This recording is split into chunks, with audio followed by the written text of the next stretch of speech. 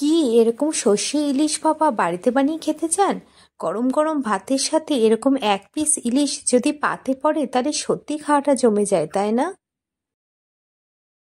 এবার মাছগুলোর ওপর 1 চামচ হলুদের গুঁড়ো, 1 চামচ শুকনো লঙ্কার গুঁড়ো, 1 চামচ লবণ দিয়ে রেখে দেব। 3 চামচ সাদা সর্ষে, 1 চামচ কালো সর্ষে, অল্প একটু আদা, লবণ দিয়ে ভালোভাবে বেটে নিতে হবে। এবার সর্ষে বাটার ওপরে 2-4টে কাঁচা লঙ্কা ছড়িয়ে দিয়ে সেটা এবার এই মাছের ওপরে দিয়ে দিলাম। এবার বাটিটার মধ্যে জল দিয়ে সেই বাটির জলটা এই মাছের ওপরে ঢেলে দিলাম। এবার হাত দিয়ে ভালোভাবে মাখিয়ে নিতে হবে যাতে মাছের গায়ে ভেতরে মশলা ঢোকে।